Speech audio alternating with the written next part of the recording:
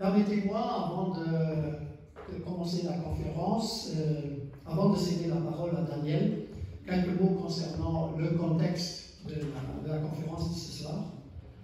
Ceci, la société humaine évolue de plus en plus vite vers une crise globale et généralisée qui promet un avenir catastrophique pour la génération actuelle et les futures. Le dérèglement climatique représente une menace majeure pour l'avenir de l'humanité, ainsi que les dommages graves causés aux écosystèmes naturels. La biosphère de notre planète a déjà dépassé 5 des 9 limites physiques qui conditionnent les grands équilibres naturels et la survie de l'humanité sur notre planète. Au-delà de ce constat, la nouvelle course aux armements, et c'est très actuel, et les effets de la surproduction dans les États industriels sont également des menaces graves qui planent sur notre monde. Il est évident que les progrès techniques qui pourraient avoir un impact positif sur le climat voient grande partie de leur potentiel anéanti par la logique capitaliste. L'extinction massive d'espèces, le dérèglement du climat et la fonte des glaces polaires sont les signes plus qu'évidents. Le chômage, la précarité, les salaires de misère augmentent. En même temps, les acquis sociaux historiques sont remis en cause, souvent avec la participation non seulement, mais surtout, la social-démocratie. Sans une transformation socialiste de la société, aucune transformation écologique durable ne sera possible. Or, il est évident que la question climatique est d'abord une question de classe, parce que toutes les catégories de la population n'ont pas le même degré de responsabilité vis-à-vis du dérèglement climatique et surtout, elles ne subiront pas ces effets de la même manière. Une stratégie de sortie de crise devrait donc inclure la lutte des salariés pour leurs droits sociaux et démocratiques et pour une production durable et écologique dans un même combat, pour un changement fondamental de la société. Ou bien, comme Daniel l'a formulé récemment, changer de régime d'accumulation ou changer de civilisation. Et puis, encore une citation, l'émancipation des travailleurs sera l'œuvre des travailleurs eux-mêmes, comme l'avait formulé, si je ne me trompe pas, Marx lors du fameux meeting de St. Martin's Hall à Londres. Il s'ensuit que la victoire ne peut être acquise que par l'auto-activité, l'auto-organisation et l'autocontrôle par celles et ceux d'en bas. Écosocialisme ou effondrement? Vous l'avez remarqué, il n'y a pas de point d'interrogation derrière cette phrase. Je vous remercie, je vous souhaite une agréable soirée avec notre conférencier et je passe la parole à Daniel. Ton audience, Daniel. Merci.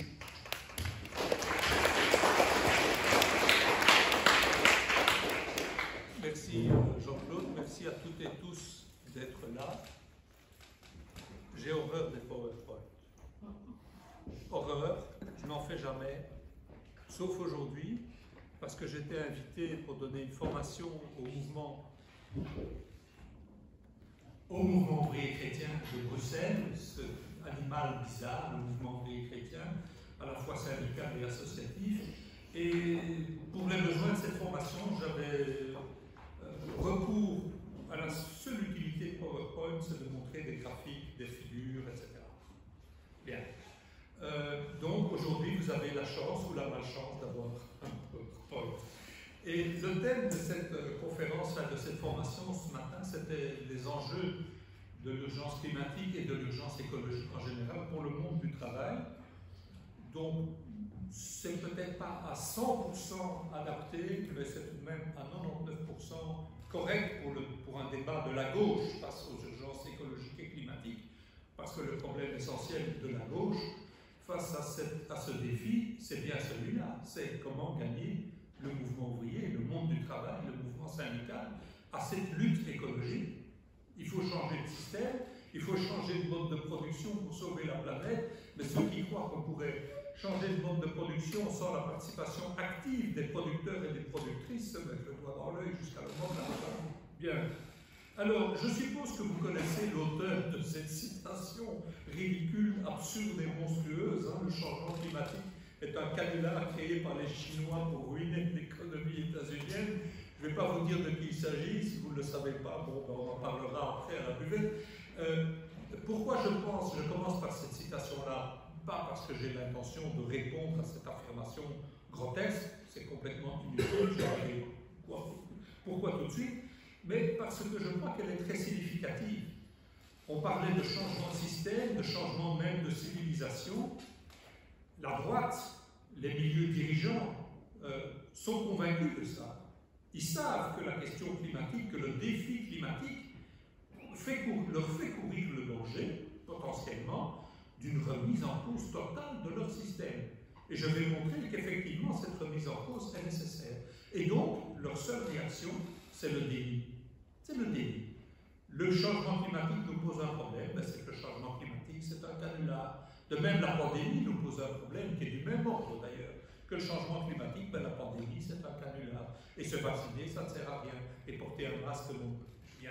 Donc, vous verrez que c'est quelque chose de réel, cette tendance qu'on voit avec Trump, qu'on voit avec Bolsonaro, qu'on voit avec Zemmour en France, qui est un climato-négationniste ou quasiment. Bien. C'est un véritable péril parce que c'est une nouvelle forme, un nouveau visage d'une extrême droite populiste qui essaye de racoler sur des questions sociales pour amener une partie de l'électorat ou des forces vives du mouvement ouvrier à rompre avec le mouvement ouvrier et à soutenir la logique capitaliste de croissance et de destruction de la planète au nom de l'emploi ou au nom des acquis ou au nom de tout ce que vous voulez. Donc, pourquoi je ne vais pas répondre à ça? Parce qu'il n'y a aucun doute dans la communauté scientifique, quoique dans la communauté scientifique, on ne dit jamais que les choses sont certaines. Hein. Il y a toujours un doute infinitésimal. Mais comme disent les statisticiens, il est stochastiquement certain qu'il y a réchauffement de la planète, que ce réchauffement est rapide et important, sans comparaison avec les réchauffements de la planète dans le passé, et il est certain également que ce réchauffement fait courir à l'humanité et au reste du vivant des dangers très considérables et qu'il est dû à 95%, on dit 95 ou 95 ici, je ne sais pas, à 95% à l'activité humaine depuis 2 siècles, c'est-à-dire au capitalisme et en particulier au fait que le capitalisme est bâti sur l'exploitation des combustibles fossiles, le charbon, le pétrole, le gaz naturel. Et les manifestations de cette réalité du changement climatique, ben, elles sont présentes tous les jours, ou presque dans nos grands médias. Et elles correspondent aux projections que le GIEC fait depuis sa création à la fin des années 80. C'est-à-dire qu'il y a, puisqu'il fait plus chaud, il y a plus d'évaporation, il y a plus de vapeur d'eau dans l'air, donc il y a plus de précipitations, donc il y a plus de précipitations extrêmes, donc plus d'inondations. Et on en voit partout des inondations aujourd'hui. On en a vu l'été passé en Belgique, en Allemagne, en Rhénanie du Nord-Westphalie. Il y a quelques photos ici qui réfèrent à ces événements. On en voit au Bangladesh, on en voit au Pérou, on en voit partout. Et sur les photos, il est bien parfois difficile de distinguer si on a affaire à une inondation dans un pays capitaliste développé, un pays de riches, comme on dit, ou à une inondation dans un pays dit du tiers-monde ou du monde en développement. Il y a non seulement des inondations, mais c'est mal fait. La nature et le changement climatique, il y a aussi de plus en plus de sécheresse. Parce que même s'il y a de plus en plus d'humidité dans l'air, cette humidité est mal répartie. Et le changement climatique a notamment cette caractéristique que les zones qui étaient déjà fort inondées quand le climat était plus ou moins normal, entre guillemets, le deviennent de plus en plus, tandis que les zones sèches deviennent de plus en plus sèches. Et donc on a des sécheresses récurrentes, graves, des déficits hydriques extrêmement graves dans certaines parties du monde, en Amérique centrale en particulier. On parle de l'expression le couloir de la sécheresse, en Afrique subsaharienne bien sûr, dans la Méditerranée et aussi dans certaines régions d'Asie du Sud. Qui dit plus chaud et plus sec dit aussi plus d'incendies. Voilà quelques photos. L'Australie, on voit le kangourou, on se souvient de ces méga feux impressionnants que les autorités et les pompiers australiens étaient incapables de maîtriser, qui ont été une catastrophe humaine et une catastrophe écologique.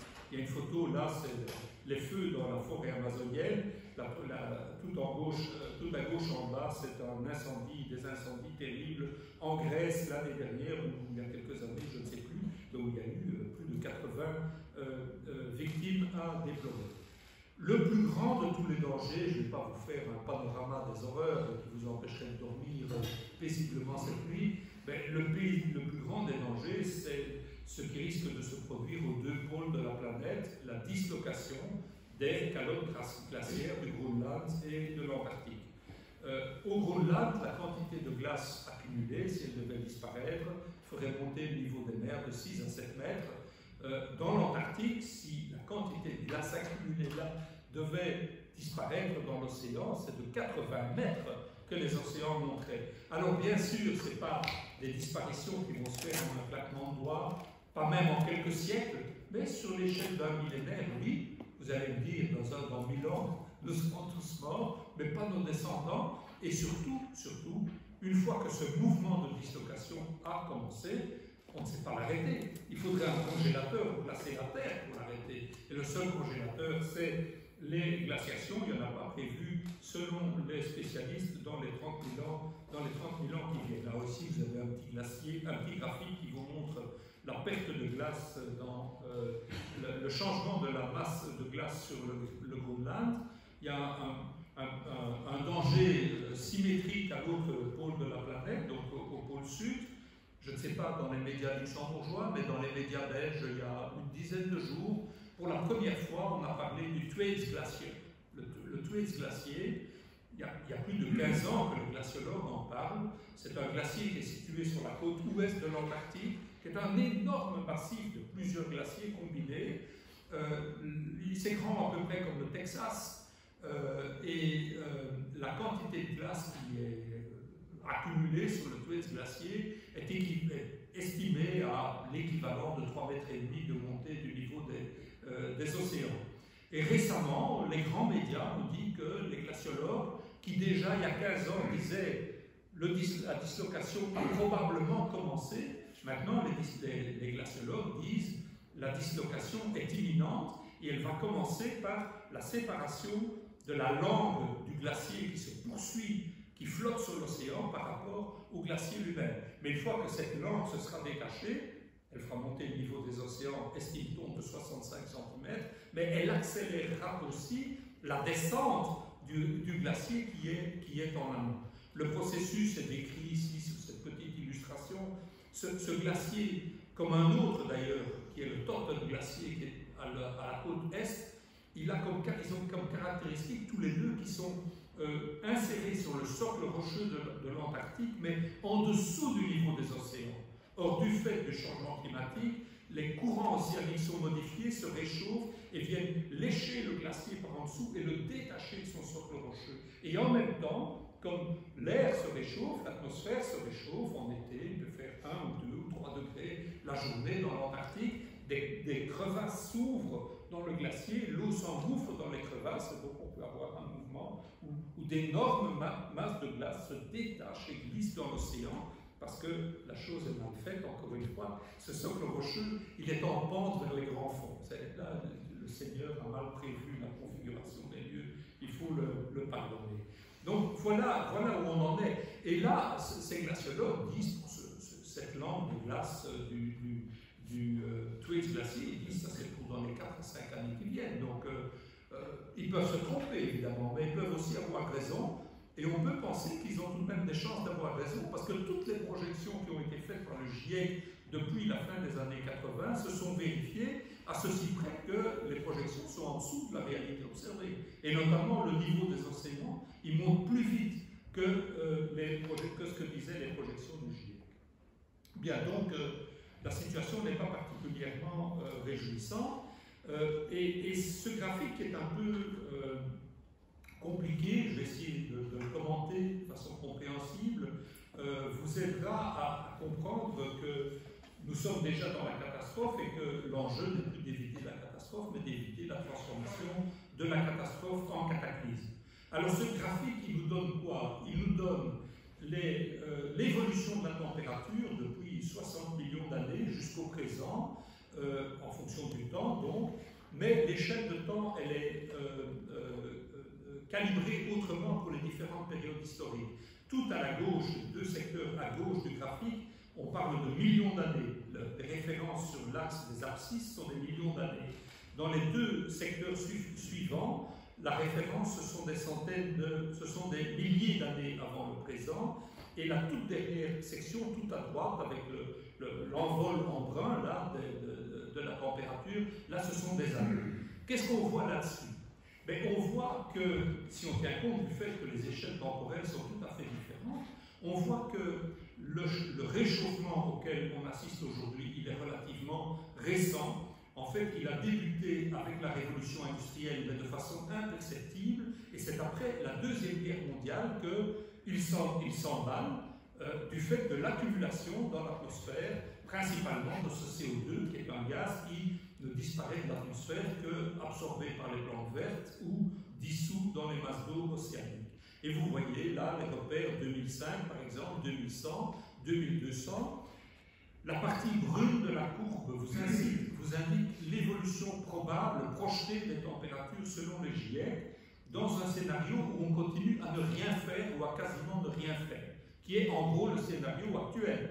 Parce que depuis que le GIEC a été créé, et en dépit du fait qu'on a passé la 26e conférence des parties, les fameuses COP, les émissions de CO2 continuent d'augmenter annuellement, sauf quand il y a eu la crise financière ou quand il y a eu la paralysie due à la pandémie.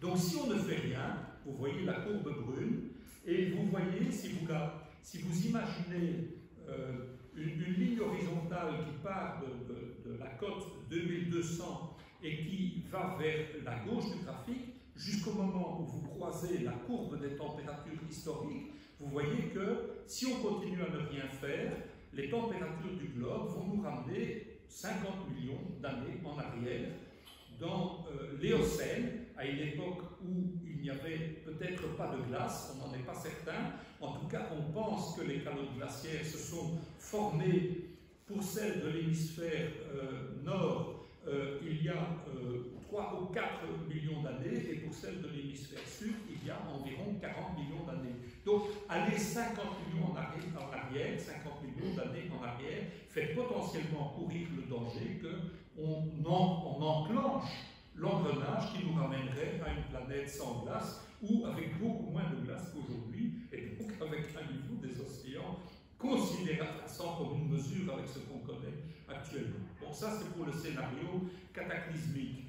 Si vous prenez des échéances plus rapprochées, comme 2100, dans le scénario business as usual, et si vous faites la même opération, si vous imaginez une ligne horizontale qui va, et que vous la prolongez jusqu'au moment où vous croisez l'évolution des températures préhistoriques, ben vous voyez qu'on arrive, disons, vers il y a 4 millions d'années avant le présent, au Pliocène.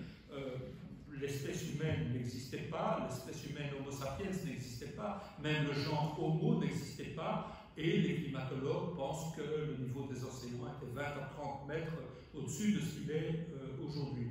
Ils peuvent se tromper de quelques centimètres ou de quelques mètres, mais franchement, ça ne fait pas une grosse différence pour les impacts sur le genre humain et sur la planète. Ce qui est intéressant, c'est la partie plate qui est en jaune, là, qui est surlignée en jaune, qui fait suite aux 4 glaciations. Hein, si vous voyez là, le 3e et le 4e secteur du graphique, vous voyez, vous distinguez les 4 périodes de glaciation et d'interglaciation qui sont suivies par un plateau de température. Ce plateau de température, c'est le début de la civilisation et l'évolution de la civilisation jusqu'à aujourd'hui. C'est l'agriculture, c'est la création des premières agglomérations, c'est la sédentarisation, la civilisation au sens littéral de constituer des villes. C'est la période de l'Holocène, hein, ce qu'on appelle l'ère géologique Holocène, et le graphique nous indique que nous sommes en train tout simplement d'en sortir. Il y a donc une base réelle, physique, sérieuse, à dire que nous entrons dans un anthropocène ou dans un autre, quel que soit le nom qu'on lui donne. Alors tout à la droite du graphique, vous avez un secteur bleu pâle. Ça, ce sont les projections d'évolution de la température basées sur les engagements que les gouvernements ont pris malgré tout aujourd'hui, depuis la COP 21 à Paris, d'anniversaire, et vous voyez que ça nous amène quand même sur des augmentations de température qui sont comprises entre 2,5 et 4 degrés Celsius. Vous voyez aussi que pour éviter la transformation de la catastrophe en cataclysme, il faudrait suivre la courbe bleu foncé qui nous ramène à une température maximale de 1,5 degré par rapport à l'ère pré-industrielle. Alors, en fait, ça veut dire quoi en termes d'impact, toutes ces hausses de température? Il faut savoir que au sommet de la Terre en 1992, à Rio, quand a été adoptée la Convention cadre des Nations Unies sur les changements climatiques, cette convention fixait comme objectif au gouvernement d'éviter une perturbation anthropique dangereuse du système climatique. Mais le niveau de dangerosité n'était pas précisé.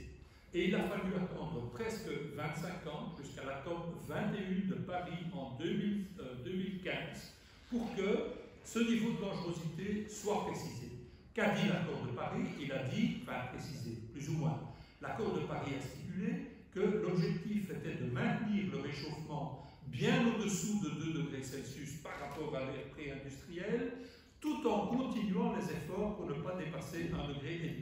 Étrange formule dans laquelle on ne sait pas si l'objectif c'est 2 degrés ou 1,5 degré. En fait, personne ne savait.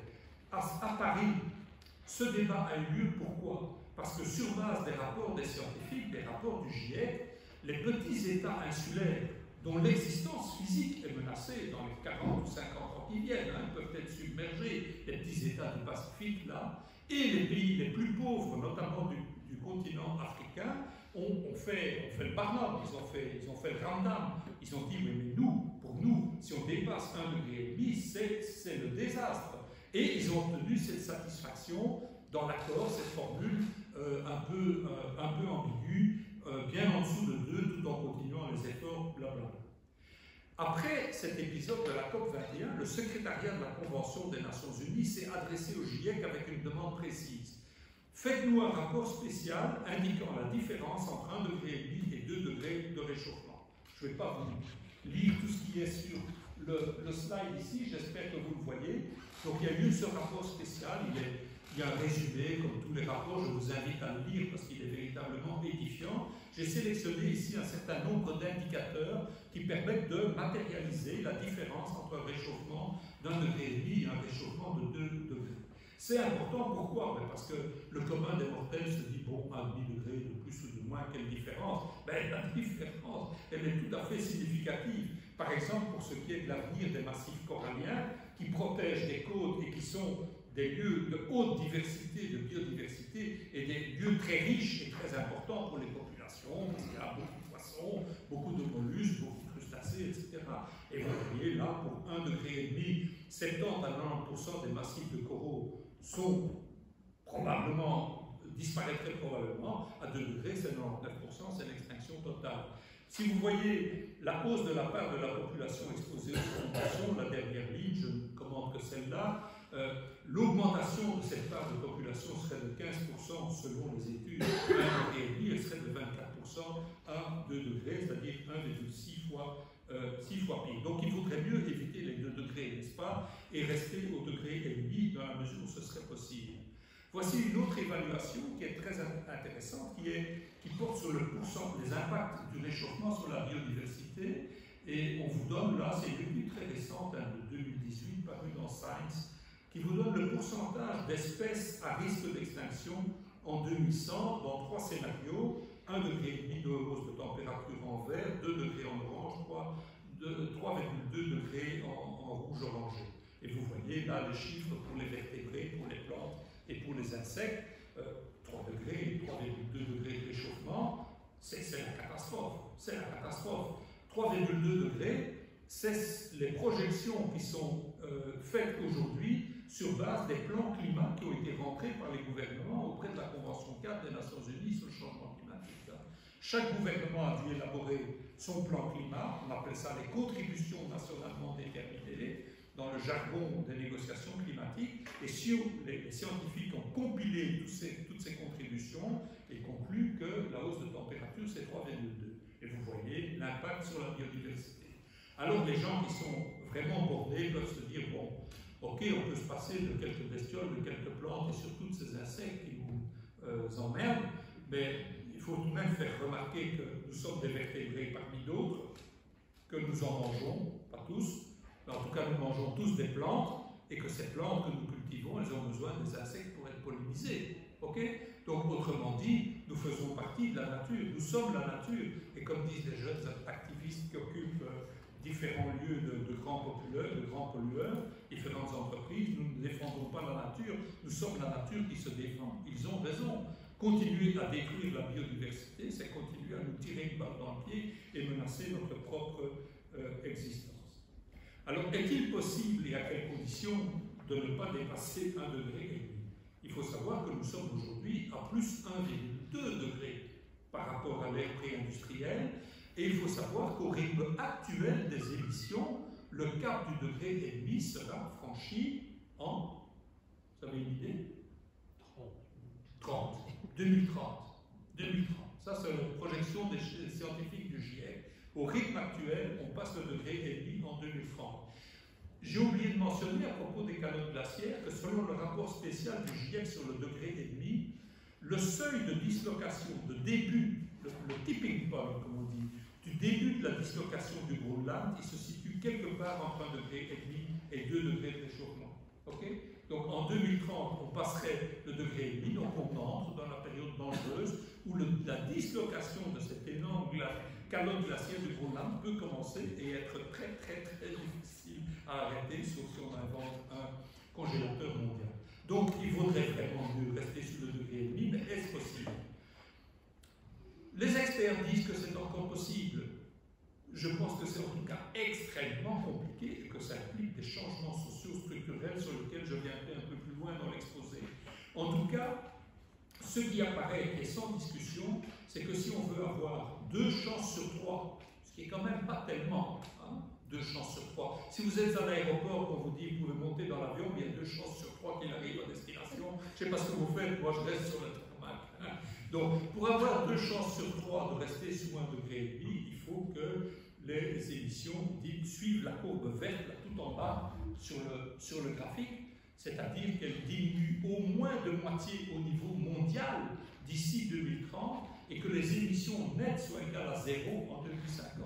Émissions nettes, c'est une expression qu'on a inventée récemment pour tenir compte du fait qu'il faut prendre en compte non seulement ce qui est émis comme CO2, mais aussi le CO2 qui est absorbé par les plantes et par les océans. Cette expression est dévoyée aujourd'hui, mais on y reviendra plus loin dans le débat. Donc, est-ce que c'est possible de faire ça? Il faut comparer, pour se faire une idée, il faut se comparer avec ce que vous voyez là en rouge foncé, Unconditional NDC Scenario. C'est quoi ça? Ce sont les fameuses contributions nationales déterminées. Et vous voyez à droite du graphique la différence en termes de quantité de carbone, de CO2 qu'il faudrait retirer de l'atmosphère pour respecter l'objectif de 1,5 degré. Il faut savoir qu'aujourd'hui, si on prend en compte tous les gaz à effet de serre, pas seulement le CO2, la quantité émise annuellement, c'est à peu près 50 gigatonnes. Il faudrait retirer de l'atmosphère 32 gigatonnes d'ici 2030 pour arriver à respecter la limite de 1,5 degré. Ça veut dire que pour avoir 2 chances sur 3, il faudrait diminuer les émissions mondiales de 10% chaque année. Alors tout ça, c'est des chiffres qui peut-être vous tournent la tête, mais pour prendre vraiment conscience de l'énormité de l'enjeu, il faut savoir les choses suivantes. 80% de l'énergie que nous utilisons sur la planète vient des combustibles fossiles. Et à peu près 80% des émissions de gaz à effet de serre, c'est du CO2 qui vient de la combustion de ces énergies fossiles. Si vous avez ces 2 données-là en tête, vous matérialisez, vous visualisez l'énormité de l'enjeu. Il faudrait se passer des combustibles fossiles dans les 30 ans qui viennent. Il faudrait réduire de 50% les émissions d'ici 2030, alors que c'est ça, c'est ces combustibles fossiles qui nous procurent 80%, qui satisfont 80% de nos besoins. Bon, je vais passer cette dia-ci. Elle discute sur les scénarios. Non, je ne vais pas la passer. Donc, il est marqué, oui, en pire, hein, donc nous sommes à 1,2 de réchauffement sur le thermomètre. Paris est marqué par une barre noire horizontale 1,5 degré, c'est l'objectif. Dans le meilleur des cas, dans le meilleur des cas, le optimistic scenario, la hausse de température d'ici 2100 serait 1,8, mais avec une fourchette entre 2,4 et 1,5. C'est-à-dire avec une fourchette qui est quand même dans le cataclysme, à la partie haute de la fourchette.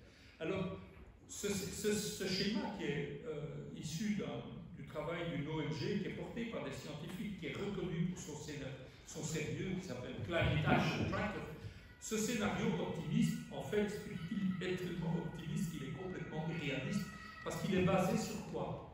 Ils additionnent les contributions nationalement déterminées, les engagements qui ont été pris à la COP de Glasgow, des engagements qui n'ont été signés en rien, qui ne font pas partie d'un accord, qui sont par exemple des accords entre plusieurs pays qui disent nous on va protéger les forêts par exemple. Le problème, les plus grands déforesteurs ne sont pas dans l'accord. Enfin bon, c'est pour vous. Et puis les promesses qui ont été faites, on va se passer des combustibles fossiles dans les 5 ans qui viennent. Voilà. Si on cumule tout ça et qu'on y ajoute les objectifs à 2050, alors là c'est encore plus que des promesses, hein, c'est d'arriver à 0 émission nette en 2050, on arrive sur le scénario optimiste. Donc il vaut mieux ne pas tenir compte du scénario optimiste, il vaut mieux retenir que sur base des contributions nationalement déterminées des États, nous sommes partis aujourd'hui pour un réchauffement de 3,2, c'est-à-dire pour un truc qui met en danger l'existence de la civilisation et de centaines de millions, voire de milliards d'êtres humains sur Terre. Alors tout ça, ça vient de quoi, socialement? Ce problème dingue, parce que les avertissements, ils sont lancés depuis des années 90 du siècle passé. Hein. Les rapports du GIEC qui se multiplient là, et qui s'empilent comme des tapis à la mosquée, ils ne diffèrent pas l'un de l'autre, ils ne diffèrent que par la précision des projections ou la finesse de l'analyse. Mais le diagnostic de fond, il n'a pas varié depuis plus de 30 ans, c'est le même. Et les gouvernements sont au courant de ça. Parce que chaque rapport du GIEC est muni d'un résumé pour les décideurs, une quarantaine de pages, qui, contrairement au rapport lui-même, n'est pas rédigé seulement par les scientifiques, mais est co-rédigé par les scientifiques et par les représentants des États. Et ils négocient comme des chiens, là, sur chaque virgule, sur chaque mot, sur chaque phrase. Ils sont en train maintenant de discuter. C'est la plénière du GIEC où ils doivent ratifier chaque résumé pour les décideurs et les représentants des États ou même directement de multinationales qui sont dans des négociations avec un chapeau de ministre, par exemple en Arabie Saoudite, qui font tout pour qu'on ne parle pas des combustibles fossiles ou qu'on ne parle pas du CO2, etc. Donc mais ils sont au courant du fond du diagnostic. Et ils ne font rien. Pourquoi? Ben, la réponse est elle est tellement évidente qu'elle est difficile à accepter et à comprendre, à prendre avec, littéralement, hein, prendre avec, comprendre. Pourquoi c'est si difficile? Parce que pour réaliser une réduction d'émissions aussi vertigineuse que celle-là, il faut mettre en question le productivisme du système capitaliste. Il n'y a pas de capitalisme sans croissance. Ce n'est pas Marx qui l'a dit, c'est Schumpeter qui était un économiste bourgeois. Et pourquoi il n'y a pas de capitalisme sans croissance? Parce que chaque propriétaire de capitaux veut remplacer les travailleuses et les travailleurs par des machines qui augmentent la productivité du travail, qui travaillent la nuit, qui ne font pas grève, qui coûtent moins cher, et qui permettent, qui certes font diminuer le taux de profit, mais qui permettent de produire plus de camelotes. Et donc on compense la baisse du taux de profit sur l'unité produite par l'augmentation de la masse d'unités produites. C'est ça qui se passe. Évidemment, tous les concurrents font la même chose, et on a une spirale, c'est ce qu'on appelle le productivisme du système capitaliste, qui est inscrit dans la génétique de ce système. Donc les maîtres du monde aujourd'hui, les politiciens, représentants politiques du grand capital, et même en partie les capitalistes qui pensent un petit peu plus loin que le bout de leur nez ou qui pensent à l'avenir de leurs enfants sur cette planète, commencent à se poser le problème, qu'est-ce qu'on peut faire? Mais ils n'ont pas de solution. Ils n'ont pas de solution parce qu'ils ne peuvent pas se passer du productivisme. Alors ils inventent une solution quand même, et la voici, c'est ce qu'on appelle les émissions négatives. Puisqu'il y a trop de carbone envoyé dans l'atmosphère, on va faire deux choses. D'une part, on va progressivement introduire des technologies qui permettent de ne pas produire de CO2, ok? Mais le problème, c'est que ces technologies, il faut les produire avec une énergie qui, au moment où on parle, est à 80% d'origine fossile.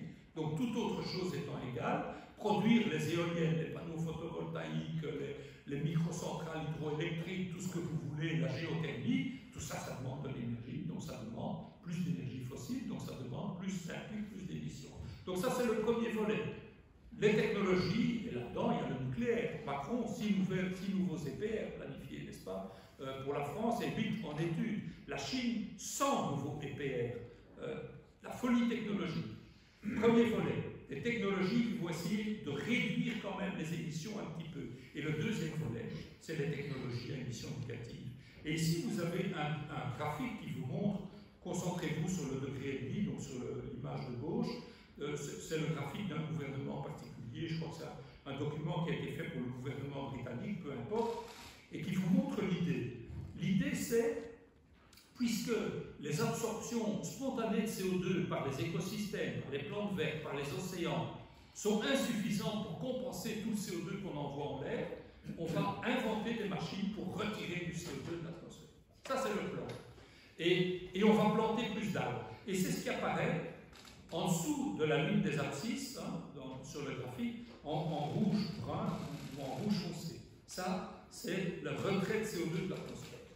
Comment est-ce que c'est possible? Alors évidemment, si on prend en compte à la fois une relative réduction des émissions, mais qui est insuffisante pour respecter le degré et demi, et en même temps ces absorptions hypothétiques de CO2 par des technologies, alors on peut parler d'émissions nettes qui pourraient être ramenées à zéro. Et sur le graphique ici, les émissions nettes, elles sont représentées par la courbe pointillée blanche, vous la voyez, et vous voyez là, théoriquement, si les émissions négatives fonctionnent, le tiret pointillé des émissions nettes croise la ligne des abscisses de zéro, donc vers 2070, ici dans ce cas-ci.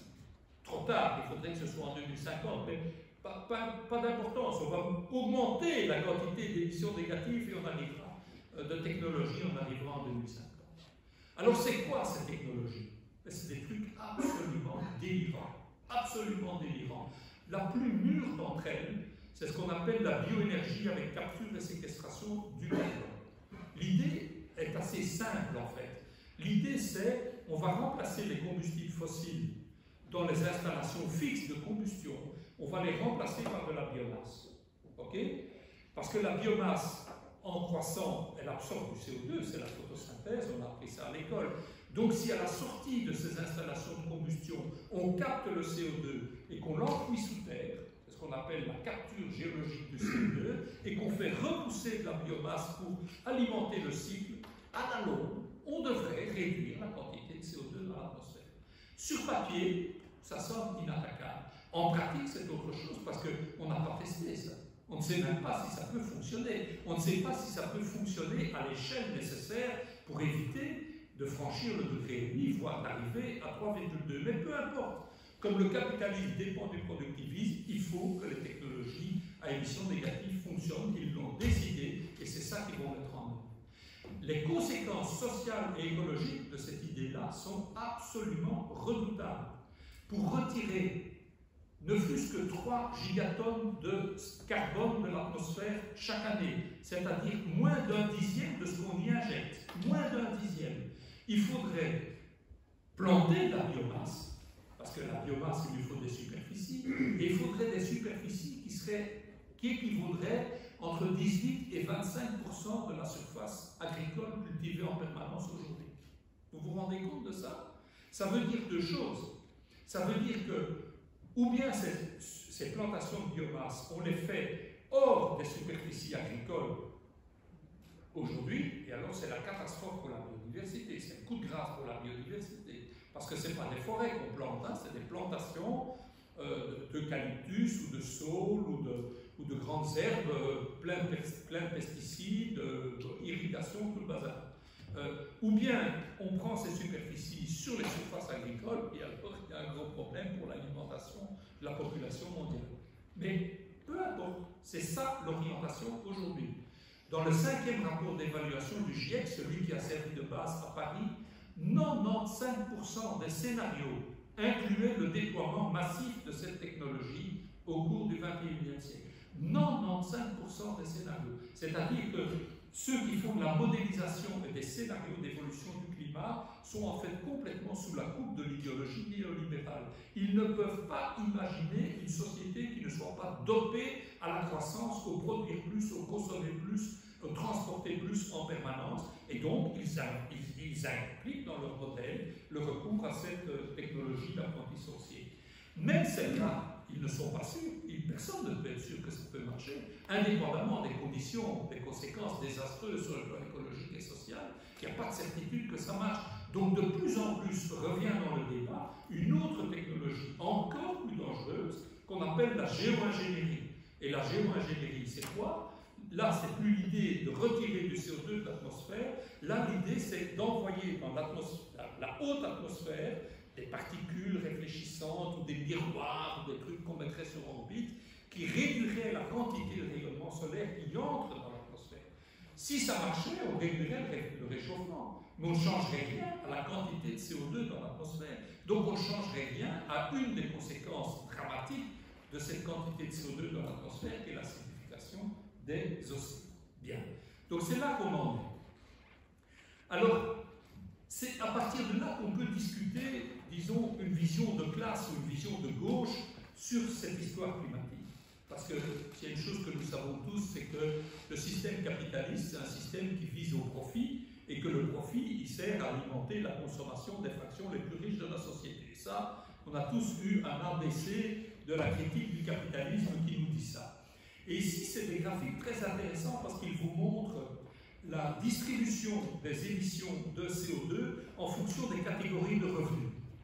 Alors, c'est la consommation qui est prise en compte, mais l'avantage de cet angle d'attaque, c'est qu'il permet d'esquiver la difficulté des émissions qui sont dues aux produits importés ou des produits exportés, des calculs difficiles. On sait ce que les catégories de revenus consomment, et ce qu'elles consomment inclut aussi bien les produits importés que les produits qui sont fabriqués sur place. Et donc on distingue 4 catégories de revenus: le top des pourcents le plus riches, les 10% les plus riches qui comprennent le pourcent, mais qu'on distingue quand même pour l'analyse, les 40% de ce qu'on appelle la classe moyenne mondiale, et les 50% de plus pauvres. Et vous avez là la distribution des émissions de CO2 de ces différentes catégories. Vous voyez sur le graphique que le 1% des super riches, ils émettent par an plus de 70 tonnes de CO2 par tête, plus de 70 tonnes par CO2 par tête, alors que le niveau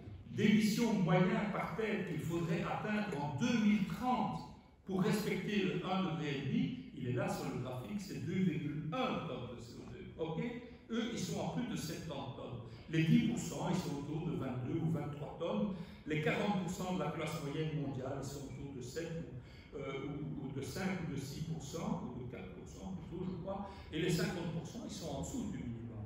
C'est ce qu'a fait dire à un scientifique de grand renom, directeur du Potsdam Institute for Climate Change Research à la COP26, il a fait dire pour stabiliser et respecter le 1,5 degré dans la justice climatique, il faut que les plus riches diminuent leurs émissions par 30, pendant que les plus pauvres de la planète pourront les multiplier par 3. Sur la partie de droite du graphique, vous avez une représentation en cercle concentrique. Elle est un peu compliquée, mais elle est extrêmement intéressante. Prenez d'abord le cercle le plus externe, celui qui est dans des couleurs pastel, et situez-vous à, comme on dit, 14 heures. Et là, vous avez un tout petit secteur rouge. Il est tellement étroit qu'on voit à peine la couleur rouge pastel. Ça, c'est ce que représente le 1% des plus riches de la planète. Et dans le cercle intérieur, vous avez en rouge franc les émissions de ce 1%. C'est 15% des émissions. Ils sont 1% de la population, ils émettent 15% du CO2 global. Si vous continuez à tourner sur le cercle extérieur, vous avez le top 10 en, disons, une espèce de mauve pastel là, auquel correspond un cercle intérieur qui vous dit que ceux-là émettent 48% des émissions. Et si vous continuez le tour, vous arrivez aux 50% les plus pauvres, hein, en vert pâle, là, auquel correspond un petit secteur vert franc. Les 50% les plus pauvres de la planète émettent 7% des émissions mondiales de CO2. Et non seulement il y a inégalité climatique, ça c'est une photographie de l'inégalité climatique, mais en plus, et ça c'est très intéressant pour nous, militants de gauche et militantes de gauche, les politiques climatiques qui sont suivies aujourd'hui approfondissent ces inégalités. Comment peut-on le savoir? On peut le savoir grâce au contenu précis des contributions nationalement déterminées. Parce que les décisions qui figurent dans ces contributions nationalement déterminées, elles portent soit sur le pourcent, soit sur le 10%, soit sur les 40%, soit sur les 50%. On peut les ventiler, on peut savoir qui elles vont affecter. Donc on peut savoir quelle va être l'évolution des émissions par tête d'ici 2030 des différentes classes de revenus, et on peut comparer cette évolution à l'évolution des émissions que ces différentes classes de revenus auraient dû accepter pour respecter la justice climatique. Vous me suivez? C'est un peu tendu, hein, mais c'est pourtant très logique. Et donc, qu'est-ce que vous constatez? Vous constatez que le pourcent du plus riche, les super riches, en fait les capitalistes et leurs laquais, et leurs familles, c'est de ça qu'il s'agit. Ils devraient normalement, pour respecter les responsabilités historiques des pays riches et des riches dans le réchauffement climatique, ils devraient réduire leurs émissions de 97% d'ici 2030. En fait, sur base des contributions nationalement déterminées, ils les réduiront de 5% à peine. Et ainsi de suite dans le tableau. Et à la fin du tableau, vous voyez la ligne des 50%. Ça, c'est les ploucs du tiers-monde. C'est ça, plus une partie des exclus chez nous dans les sociétés soi-disant riches. Eux, théoriquement, ils pourraient augmenter leurs émissions de 233% d'ici 2030 au nom de la justice climatique, au nom du fait qu'ils ne sont pas responsables de ce chaos. Mais dans les faits, elles n'augmenteront que de 17 petits pourcents. Dans les faits. Et ça, c'est un véritable scandale. Je vous donne un exemple. La Somalie, vous voyez plus ou moins où c'est, sur la corde de l'Afrique, là. Historiquement, la Somalie est responsable de 0,00027% des émissions de CO2. Vous vous rendez compte? Mais la Somalie aujourd'hui est frappée les années précédentes par une sécheresse terrible et une famine terrible qui menace la survie de millions d'hommes, de femmes et d'enfants qui ne sont pour rien dans la catastrophe. Donc il y a non seulement creusement des inégalités, mais c'est plus grave que ça. Creusement des inégalités, l'expression est trop faible. En fait, je dois arrêter mon truc ici parce que sinon je vais dépasser. Non, je vais dépasser mon temps, mais il va sonner. Donc en fait, c'est le droit à l'existence d'une bonne partie de la population mondiale qui est menacée. Le droit à l'existence des plus pauvres sur la planète. Bon, je vous donne là quelques chiffres qui sont tout de même. On parlait tout à l'heure de 3,2 degrés de réchauffement, mais à 4 degrés Celsius de réchauffement, ce qui n'est pas impossible. S'il y a d'autres Trump qui gagnent des élections dans le monde aujourd'hui, à 4 degrés, il y aurait 4 milliards de gens qui seraient confrontés structurellement, chroniquement, à la pénurie d'eau douce. Vous vous rendez compte de ça? C'est la moitié de l'humanité. C'est terrible. Pour 1,5 degré, on estime que le nombre de personnes déplacées sur la planète augmentera de 200%. Les migrants et les personnes déplacées, parce que la plupart des migrants, c'est dans les pays du Sud, c'est une minorité qui arrive seulement dans les pays riches. 2,6 degrés, et ça, c'est certainement vers vers quoi on va aujourd'hui, il y aurait plus de 600% de personnes déplacées en plus qu'aujourd'hui. Donc voilà le cauchemar qui se prépare. Donc, en pointillé dans ces politiques climatiques injustes, néolibérales qui creusent l'inégalité, se profile le spectre du retour à une politique malthusienne qui considère que les pauvres, c'est la faute à pas de chance, mais tant pis pour eux. S'ils sont éliminés en masse, ça fera de la place pour les autres. Donc, c'est un peu à ça qu'on est confronté. Et donc, je crois que c'est ultra important, parce qu'aujourd'hui, bon, on a un discours qui nous dit on est tous sur le même bateau. Mais on n'est pas tous sur le même bateau, on est tous sur le même océan. Mais certains sont en super yacht qui émettent 8000 tonnes de CO2 par an. C'est ce qu'émet à peu près un super yacht. D'autres sont en barquette et d'autres sont sur des radeaux de fortune et traitent dans la Méditerranée. C'est ça la réalité. Donc on a vraiment une responsabilité en tant que gauche de contester, de combattre ce discours qui culpabilise tout le monde, mais surtout qui culpabilise la masse de la population par des mesures qui visent la masse de la population, les salariés, les travailleurs, les allocataires sociaux et les pauvres du Sud, en pointant le doigt sur la responsabilité des riches. Et les riches, ce sont les capitalistes.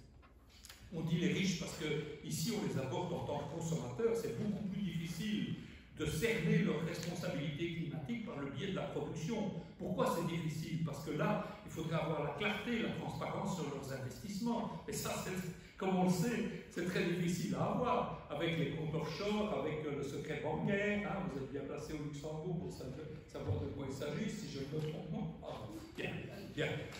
Il faut savoir, par exemple, hein, on nous dit qu'il faut moins voler en avion. Ok. Vous savez que 50% des vols aujourd'hui sur la planète, c'est le fait du pourcent le plus riche. 50%. Qui est conscient de ça? Tout le monde se dit, moi j'ai honte de prendre l'avion une fois par an pour aller à Naples ou que sais-je. Je ne dis pas qu'il faut continuer à le faire. Hein. Il y a certainement une transformation des comportements qui doit venir. Mais c'est une illusion de croire que les gens vont accepter les changements pareils pendant que les plus riches, eux, continuent en jet privé à faire des milliers de kilomètres tous les ans et à émettre des quantités, des milliers de tonnes de CO2 pour se déplacer. Bon. Il y a une étude d'Oxfam qui est très importante, où j'ai tiré la plupart des données ici sur l'inégalité de classe dans la politique climatique, dans laquelle il fait marquer littéralement, c'est une citation, d'ici 2030, les plus bas revenus des pays développés feront le plus gros effort relatif de réduction des émissions au niveau mondial. Vous vous rendez compte de ça? Le plus grand effort relatif, hein, les principales victimes, c'est les pauvres du Sud. Ok, mais en termes d'efforts de réduction d'émissions, d'efforts relatifs de réduction des émissions, c'est les plus bas revenus dans les pays riches qui vont faire le plus grand effort. On doit travailler sur ces données-là pour agiter, pour mettre le feu à ce consensus sur le sauvetage de la planète qui élimine, qui nous tient ce discours tous sur le même plateau. Alors, est-ce qu'il y a moyen de constituer une espèce de bloc social en faveur du sauvetage du climat? Est-ce qu'il y a moyen d'agréger, pour ainsi dire, c'est à ça que ça revient, les 50% les plus pauvres globalement, avec au moins une partie substantielle de la dite classe moyenne mondiale, des 40%. Ça, c'est le vrai débat stratégique, c'est le vrai problème qu'on doit se poser. Si on n'a pas une majorité sociale, on ne fera rien. Je pense que c'est possible, mais ce n'est pas facile. Mais possible. Pourquoi je pense que c'est possible? Parce que si on prend les chiffres par pays, on constate que, donc on ne prend pas les chiffres globaux, les catégories de revenus par pays, on constate que les 50% par pays, dans les principaux pays émetteurs de CO2, sont pas très éloignés de du fameux objectif de 2,1 tonnes de CO2 par personne et par an en 2030. Un peu au-dessus ou un peu en dessous. En Inde, ils sont largement en dessous. En Chine, ils sont juste en dessous. En Union européenne et en Grande-Bretagne, ils sont un peu au-dessus. Aux États-Unis, ils sont un peu plus substantiellement au-dessus, mais pas beaucoup. Okay? Et les 40% dans le même scénario par pays, on constate quoi? On constate que pour arriver à respecter les objectifs, ils devraient diviser leurs émissions par 4 aux États-Unis, par 3 en Chine et par 2 dans l'Union européenne et en Grande-Bretagne à l'horizon 2030. Alors c'est un effort substantiel, ça c'est même un effort colossal. Il est clair que ce n'est pas possible d'y arriver par des mesures individuelles, des changements de comportement individuels. Forget it.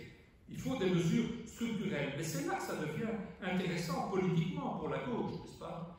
Alors j'ai trouvé ici cette cartographie des produits, des catégories de produits, qui a été faite par des scientifiques qui sont conscients de tous ces problèmes et qui commencent à plaider pour une décroissance de la production au niveau mondial au nom des objectifs climatiques, mais qui plaident pour une décroissance dans la justice sociale. C'est nouveau et s'exprime dans le GIEC. Il y a des publications qui sont prises en compte dans le GIEC qui disent ça. Ils ne sont pas dominants, mais cette idée commence à percer. Et qu'est-ce qu'ils font ici?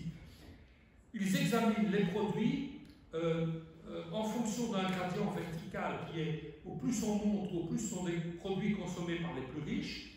En bas, c'est les pays consommés par les plus pauvres. Et sur le gradient horizontal, à gauche, vers le zéro, c'est moins d'énergie par dollar dépensé. À droite, c'est plus d'énergie par dollar dépensé. Et qu'est-ce qu'on constate?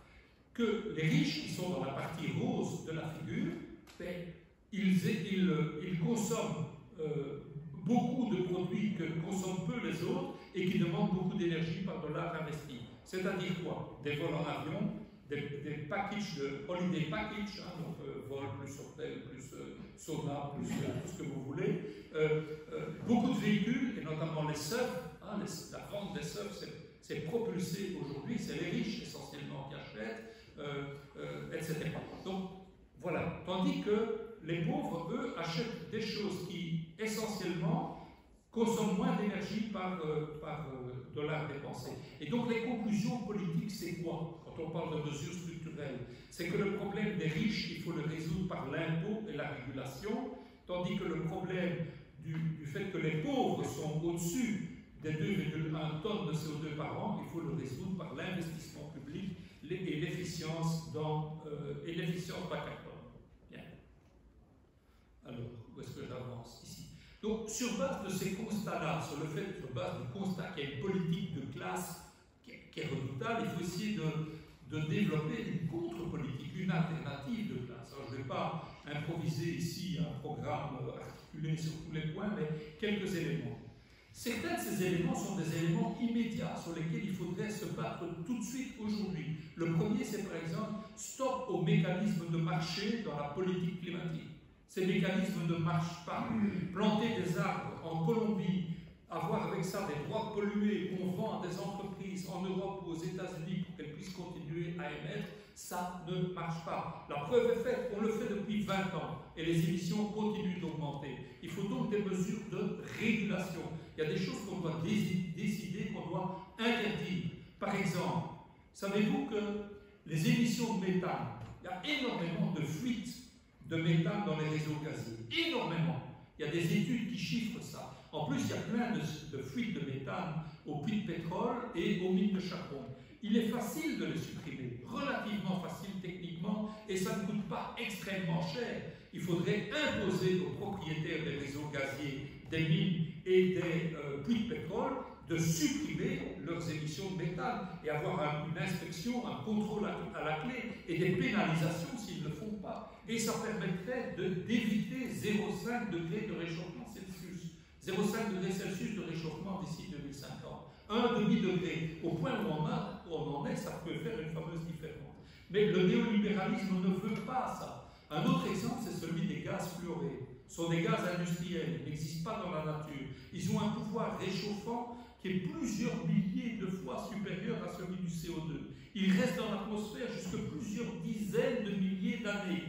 Personne ne parle des gaz fluorés. Leurs émissions ont augmenté de 250% depuis le sommet de la Terre de Rio. 250%. Il n'y a jamais un gus dans les corps qui a osé poser le problème d'interdire les émissions de gaz fluorés. Pourtant, c'est facile, il faudrait dire à l'industrie, vous devez supprimer ces émissions, et si vous ne les supprimez pas, on vous pénalise, on vous met à l'amende.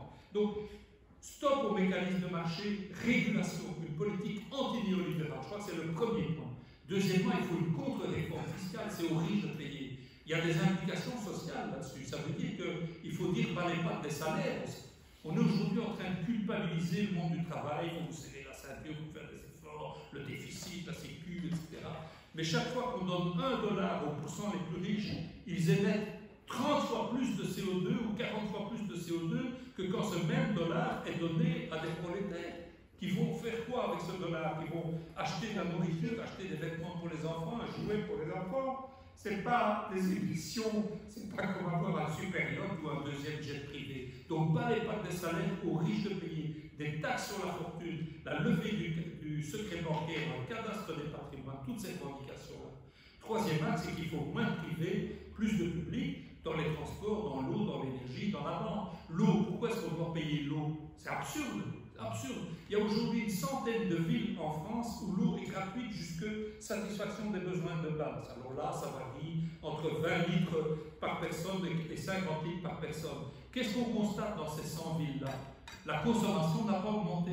Elle a tendance à baisser parce que les gens, effrayés par la tarification progressive qui suit, qui est au-delà du niveau des besoins, des 20 ou 50 litres, essayent de se limiter pour rester en dessous. Donc la consommation globale diminue.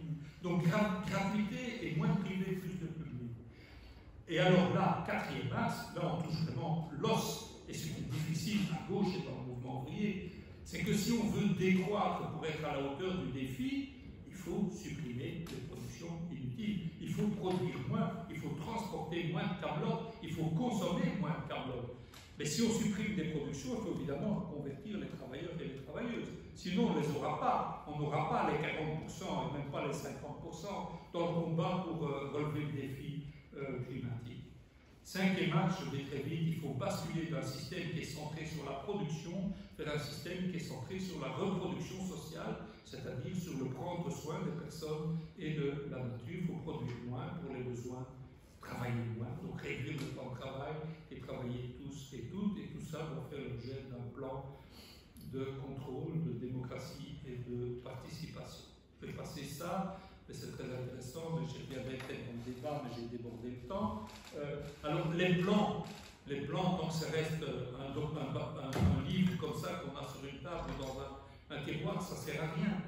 Il faut élaborer des propositions programmatiques, il faut élaborer des plans, mais il faut surtout une stratégie pour commencer à les mettre en œuvre, c'est-à-dire une stratégie qui fait bouger les lignes socialement. Et là, le grand problème, on en est tous conscients, c'est que la classe ouvrière et ses organisations, qui est sur une défensive terrible aujourd'hui, face à l'offensive capitaliste néolibérale, n'a pas envie de commencer à lutter pour supprimer les productions inutiles et nuisibles, par exemple. Aller dire à des travailleurs de l'armement qu'il faut fermer leur usine, ils vont vous jeter dehors à coups de cailloux parce que c'est leur emploi et qu'ils ont besoin de leur emploi pour avoir un salaire. Donc, il faut imaginer une stratégie qui part des forces vives. Et quels sont les secteurs sociaux qui sont à l'avant-garde des luttes environnementales aujourd'hui? C'est 1, la jeunesse, 2, les peuples indigènes, 3, les petits paysans, paysannes, notamment ceux de Via Campesina au niveau mondial, et 4, dans ces 3 secteurs-là, c'est les femmes. Dans ces 4 secteurs-là, c'est les femmes qui sont en première ligne. On le voit avec Greta Thunberg, hein, mais elle n'est pas un phénomène isolé. C'est dans tous ces mouvements, les femmes jouent un rôle de premier plan pour une série de raisons que je ne vais pas donner mon avis maintenant, mais qui sont intéressantes pour la discussion. Donc mon hypothèse stratégique, c'est la suivante. C'est qu'il faut faire converger les luttes de ces secteurs-là et nouer des relations de réseau au niveau mondial pour secouer, pour ébranler le productivisme du mouvement ouvrier, de la classe ouvrière et de ses organisations, pour essayer d'ouvrir des brèches là-dedans, pas pour les gagner tous, mais pour forcer un débat sur l'avenir du monde et l'avenir de l'humanité. Je crois que c'est ça qu'il faut avoir comme orientation. Forcer, secouer, ça ne va pas se faire sans conflit. Des gens qui vont toute l'année chaque année faire des vacances à Saint-Domingue en all inclusif, ils ne vont pas renoncer à ça. Pourtant, ils devraient, hein, mais il y a plein de prolétaires qui font ça. J'en ai dans mon quartier. J'ai même dans mon quartier des gens qui prennent Ryanair pour aller faire les soldes à Milan un week-end. Pourtant, c'est un quartier pauvre, hein, Charleroi. Donc, il va falloir des changements de comportement. Donc, il va falloir... Ça ne va pas se faire sans eux. Il faut construire un bloc social avec les forces les plus à l'avant-garde pour ébranler le productivisme et le consumérisme des grandes organisations du mouvement ouvrier. Est-ce que ça va marcher? Comme disait l'autre, celui qui ne lutte pas, celui qui lutte n'est pas sûr de gagner, mais celui qui ne lutte pas est certain de perdre. Et ce que je vois, c'est que dans certains cas, cette stratégie a fonctionné. Je prends ici un exemple, qui est celui de la lutte contre l'aéroport de Notre-Dame-des-Landes. Cet aéroport, il fait créer plein d'emplois. Et c'est l'entreprise Vinci qui devait le construire. Mais le syndicat CGT de Vinci a été abordé par les zadistes, les riverains, les agriculteurs qui occupaient le terrain, et ils ont eu une discussion, ils ont eu une ample discussion entre militants, plusieurs journées de discussion. Ils ont été voir sur place à Notre-Dame-des-Landes et ils ont pris une position contre la construction de l'aéroport, et ce n'était pas une position sur papier. Ils ont été aux manifs de défense, notamment la fameuse manif, on va sortir nos bâtons, là, ils étaient là, la CGT de Vinci. Dans le bouquin que je viens de coordonner avec Michael Levy sur les luttes écologiques et sociales dans le monde, on a demandé à un ancien délégué CGT de Vinci, Francis Lemasson, d'écrire le récit de cette expérience. Je vous conseille, c'est extrêmement intéressant et instructif. Donc il montre comment, si on a un noyau syndical qui a un peu de jugeote politique, qui a un peu de réflexion à gauche, et qui est capable d'écouter des jeunes, des paysans, des femmes qui se battent contre la folie productiviste, et que d'autre côté, parmi ces jeunes, ces femmes, ces paysans, on a des gens qui ont un peu de jugeote et qui se disent il faut aborder, il faut aller discuter avec les syndicats. On peut avoir des bonnes surprises. Et donc je pense que c'est ça l'orientation. Je pense que c'est la seule orientation possible. Si on ne parvient pas à lutter contre le productivisme dans le mouvement ouvrier, à battre ce productivisme, on ne sauvera pas la planète parce qu'il faut changer de mode de production pour la sauver et qu'on ne va pas changer de mode de production contre les producteurs et les productrices. Ça, c'est une illusion totale. Si on ne le fait pas, qu'est-ce qui va se passer? Les stratèges de déni des populistes vont continuer à marquer les points. Et là, la pandémie nous apprend ça. La pandémie nous apprend ça. La pandémie fait chier, il faut porter un masque, il faut se vacciner, il faut se confiner. Ils ont profité de tout ça pour lever l'étendard de la liberté, alors que leur liberté, c'est une liberté néolibérale.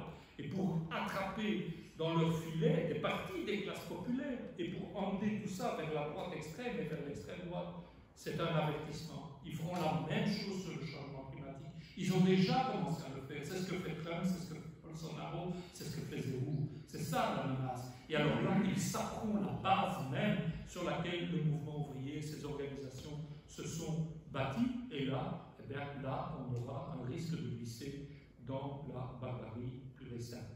Voilà. Je vous remercie. Je m'excuse d'avoir été un peu long. Je suis fatigué. Merci.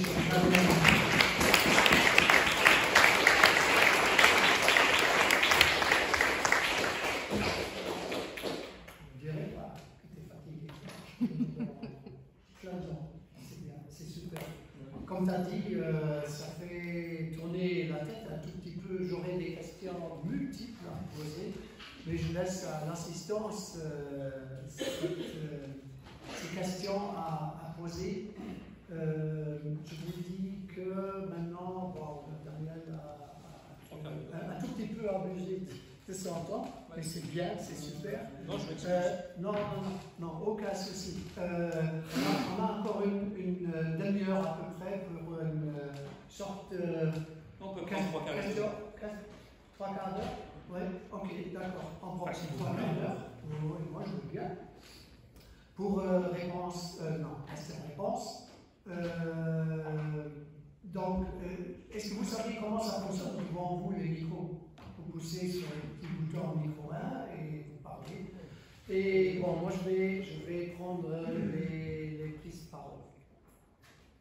Dites-moi, qui va commencer? Moi pas, vous. Êtes-vous tordu?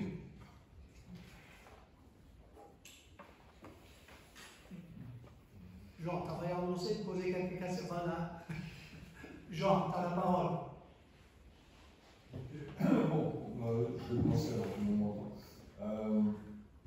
Merci à Daniel pour ce brillant exposé, à la fois sur le programme, sa complexité, son étendue, mais aussi et surtout avec les solutions en vue qui sont finalement à notre portée. En tout cas, techniquement, c'est quelque chose qui me semble, moi, tout à fait faisable, si ce n'est qu'il y a un gros barrage politique qui s'appelle le capitalisme. Mais pour revenir à l'origine, sur la grille de jeu du temps qu'on a vu au début, il y a un aspect qui me paraît intéressant, un moment de l'histoire qui s'appelle le début de la révolution industrielle. Et on a parfois tendance à croire que c'est là que tout a dérapé d'une manière linéaire, inévitable, etc. Et qu'on est passé finalement de l'énergie qui était 100% renouvelable, humaine ou animale, on va dire, un peu de biomasse aussi à l'époque, et à une source d'énergie 100%, 99% fossile. En réalité, c'est pas aussi simple que ça. Il y a un historien qui s'appelle Jean-Baptiste Fresso, que vous connaissez peut-être, qui a étudié la question de l'histoire de l'énergie, finalement, et qui a mis en lumière 2 ou 3 éléments que je voudrais partager. C'est que d'une part, l'industrie elle n'est pas passée du jour au lendemain de l'énergie renouvelable à l'énergie fossile. Au début de la révolution industrielle, il y avait beaucoup d'utilisation de la force mécanique naturelle au bord des rivières, etc., des moulins, etc., y compris pour de grandes industries textiles notamment. L'industrie musculaire elle a été très utilisée, notamment pour la couture avec la machine à coudre. Singer, c'était une multinationale raison à peu près du même poids que Google aujourd'hui à l'époque. Donc c'était des grosses industries, mais qui utilisaient des énergies complètement renouvelables. Et pourquoi est-ce qu'à un moment donné, ils ont décidé d'arrêter le renouvelable? Parce que justement, le fait de devoir partager des ressources qui ne sont pas complètement maîtrisées, parce que l'eau, le soleil, un jour il y en a beaucoup, un jour il y en a moins, etc., ça emmerde un petit peu les capitalistes parce qu'ils doivent s'organiser, se concerter, etc., autour du partage de la ressource. Alors, dès qu'ils ont eu l'occasion de privatiser l'énergie, ils l'ont fait, et ça a donné le recours massif aux énergies fossiles. Ça peut-être juste un petit peu, pour remettre la perspective historique, il me semble intéressant parce que si le processus s'est déroulé dans un sens, on peut très bien l'imaginer dans l'autre sens, et se dire, on va retourner, non pas au début du 19e siècle, mais à des pratiques, à la fois de consommation, mais aussi des pratiques industrielles plus coordonnées, et ce qui implique une planification, évidemment. C'est-à-dire que les industries devront s'organiser entre elles pour dire, l'hiver, on va produire un petit peu moins ou plus de capsules en aluminium qui contiennent du café qu'on achète 200 fois plus cher que le café féminin, etc. Donc, est-ce qu'on en a besoin? Ça, c'est une question. Donc, voilà, c'est un exemple parmi d'autres pour dire que ça, justement, pourquoi je prends cet exemple? Parce que c'est très énergivore et que donc, on pourrait dire, on va phaser la production de certaines choses pour que les besoins prioritaires soient d'abord rencontrés avant de faire des trucs qui sont moins utiles. Par exemple, on va d'abord essayer de remplir les cuves à mazout des gens qui ont besoin de chauffer avant de remplir les réservoirs des jets privés de nos dirigeants qui vont faire du greenwashing à Glasgow. Voilà. Un exemple comme un autre. Bon, et ça c'est passé près de chez nous il n'y a pas longtemps. Donc, l'énergie, c'est vraiment un point aujourd'hui où ça coûte de plus en plus cher et il faut trouver une solution.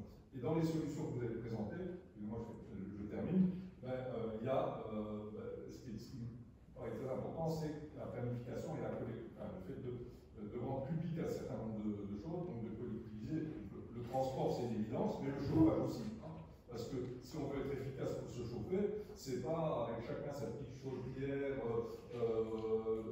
dernier cri qui consomme un petit peu moins de gaz, mais quand même, c'est pas panneaux solaires, etc. Non, c'est du chauffage collectif. Là, on divise la consommation d'énergie par 3 ou par 4, tout le monde est content. Sauf que ça, c'est pas dans les plans du gouvernement qui distribue des aides aux propriétaires. Bon, donc je vais essayer de m'arrêter pour dire qu'effectivement, il faut reprendre l'offensive et le mouvement pour le climat avait commencé. Et la question de la classe ouvrière qui doit se mettre en mouvement, c'est un point central. Nous, on avait, quand on a démarré le mouvement pour le climat au Luxembourg, on a mis en avant l'idée d'une grève pour le climat. Au début, les gens nous regardaient comme des extraterrestres, et puis ça commence à faire son chemin. Les syndicats aussi vont rejoindre la plateforme pour le climat.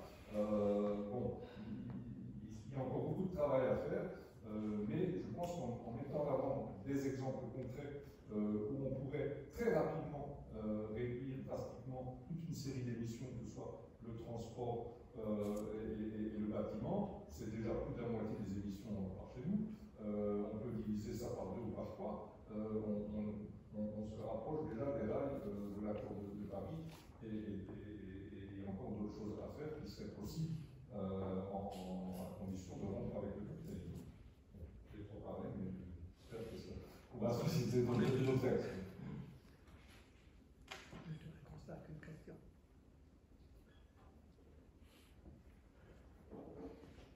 Merci Jean. Oui. Oui, merci. Mais moi, je vous ai entendu démontrer de façon très convaincante que le droit à l'existence des pauvres est menacé.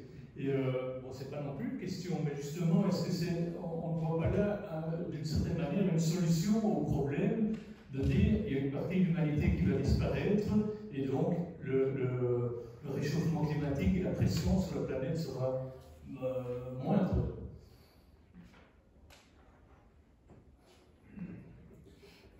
Je demande votre réponse. Non, mais je vais répondre quand il me donnera la parole, je l'ai déjà assez causé. Pas encore. On va prendre encore une question. Oui, vas-y. Et puis on répond. existe encore d'autres solutions. On parle d'énergie en général.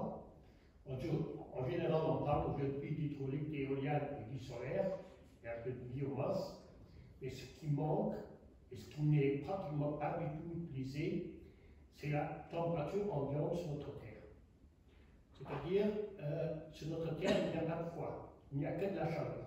Jusqu'à moins 253 degrés, 15, c'est de la chaleur. Tout ce qui est supérieur au minimum de température, c'est de la chaleur. Et effectivement, il existe déjà aujourd'hui un moteur, un seul, un prototype, qui fonctionne avec la température ambiante, qui retire la température qui est inférieure à notre température ambiante.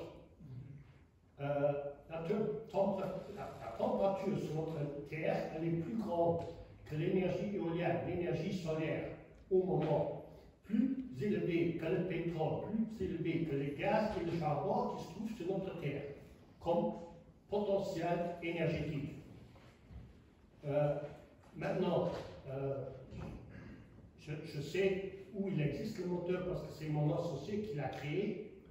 Il existe un prototype pour l'instant, 1400 watts, c'est une petite machine, très claire, mais je vais vous expliquer un peu le potentiel qui serait nécessaire si on voudrait changer. Et après, vous allez voir que la population, elle ne va pas changer sur ce chemin qui est théoriquement faisable. Si on regarde ce qu'on a sur notre Terre, on a 6 milliards de machines thermiques. La plupart, ce sont des voitures, des moteurs, mais aussi des tondeuses pour couper le gazon, mais aussi des centrales nucléaires, etc. 6 milliards. Si on prend les grands consommateurs, par exemple, qui polluent beaucoup, ce sont les conteneurs, les navires de conteneurs. Il y en a 60 000 navires qui circulent et qui transportent notre matériel, la plupart de la Chine vers l'Amérique d'un côté et vers l'Europe de l'autre côté. Et qui consomment jusqu'à 2500 litres par heure. Quand on est une ordre de grandeur. Si on voudrait changer ces moteurs, qui théoriquement seraient faisables, et on retirerait la chaleur de la mer, qui serait faisable, on devrait changer tous les navires. Pour l'instant, ils ne sont que construits 1000 nouveaux navires. On devrait, si on voudrait changer dans 15 ans, on devrait changer 6000 navires. On n'a pas suffisamment de pots sacs qu'on pourrait mettre dedans. C'est-à-dire qu'on devrait mettre des criques en dessous des navires, dans toutes les pots, pour pouvoir changer les navires. Et ce serait théoriquement faisable. Si on voudrait changer maintenant tous les chauffages et toutes les machines thermiques dans notre monde, on devrait changer 250 millions de machines par année. Vous croyez qu'ils n'utilisent plus de pétrole, qu'ils n'utilisent plus de gaz, plus de charbon, plus de nucléaire? Vous croyez que les Américains, qui sont le numéro 1 aujourd'hui avec la production de pétrole, les Russes sont le numéro 2, la Saudi Arabie c'est le numéro 3. Aujourd'hui, on pompe tous les jours, avant Covid, c'était 92 millions de pétrole de barils, millions de barils par jour. Vous croyez que ces pays seront d'accord pour perdre tous leurs bénéfices? Certainement pas.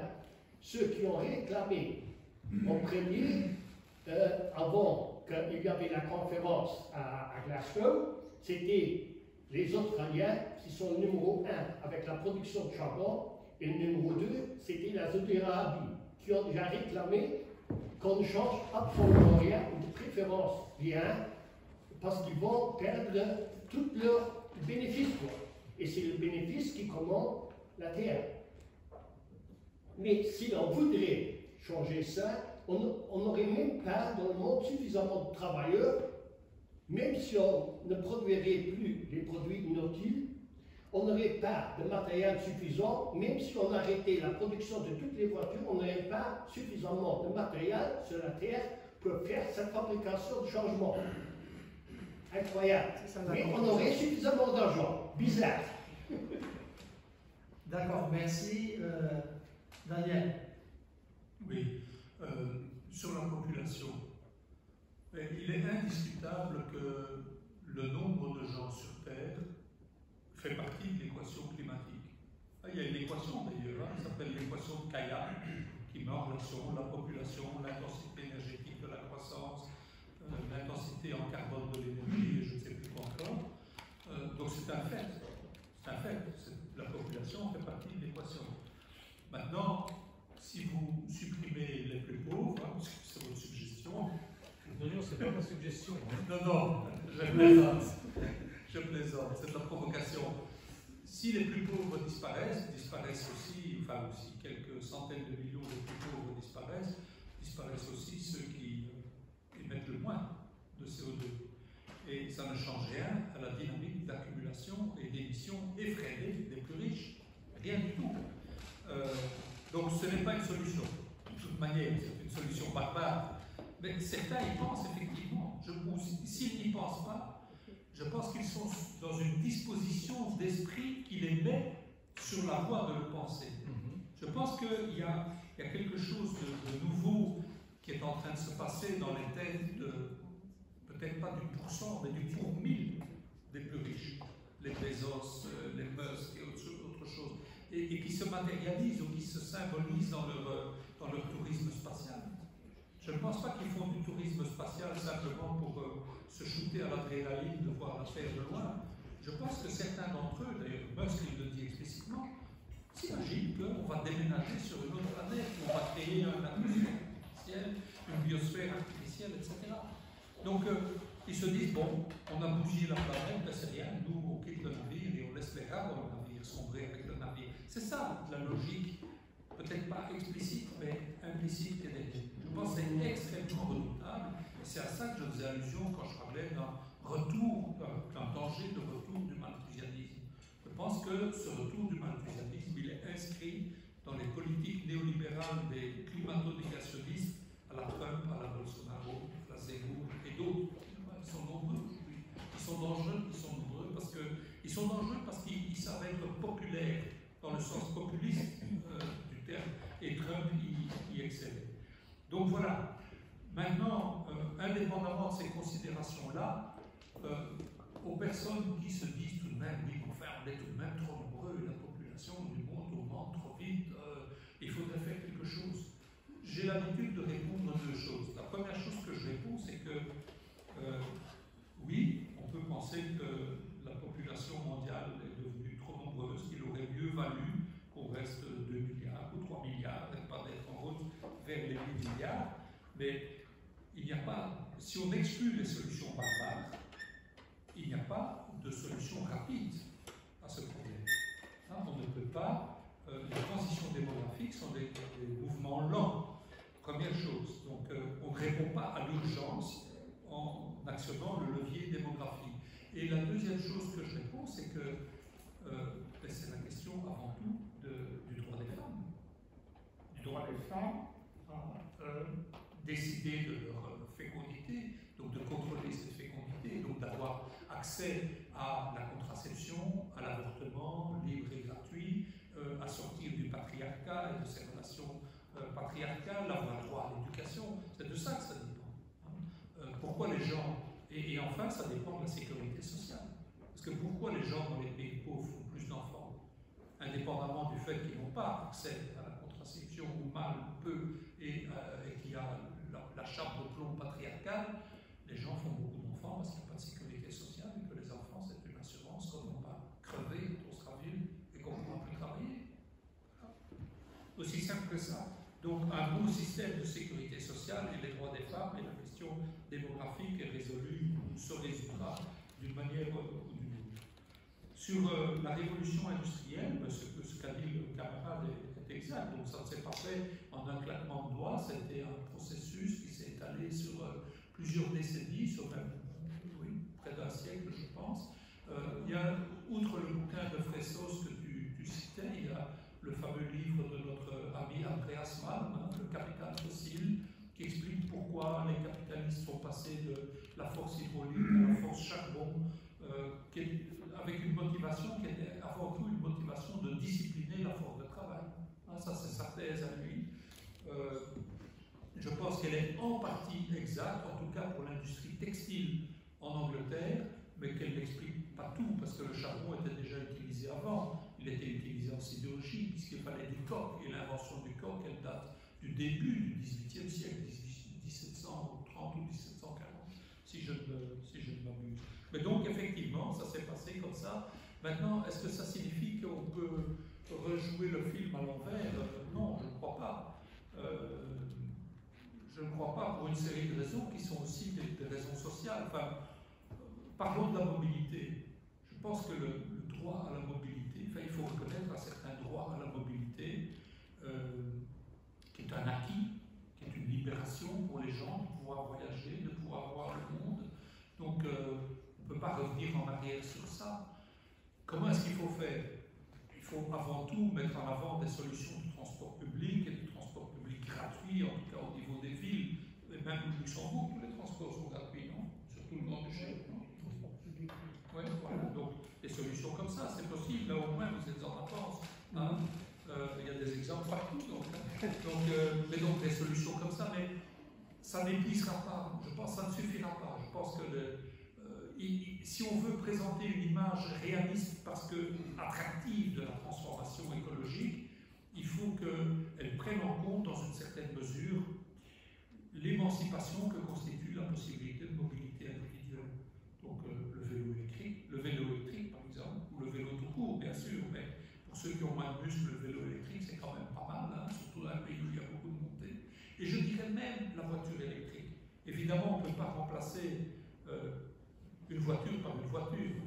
Ça, c'est ce que nous fait croire le capitalisme vert. On va remplacer tous les véhicules à moteur thermique par des véhicules électriques. Ça, c'est une folie complète. Il n'y a pas les matériaux, effectivement, comme disait le camarade. Sur Terre, il n'y a pas assez de matériaux pour le faire. Mais je crois qu'on peut imaginer, d'abord, il y a tous les travailleurs et les travailleuses qui sont multisites, comme on dit.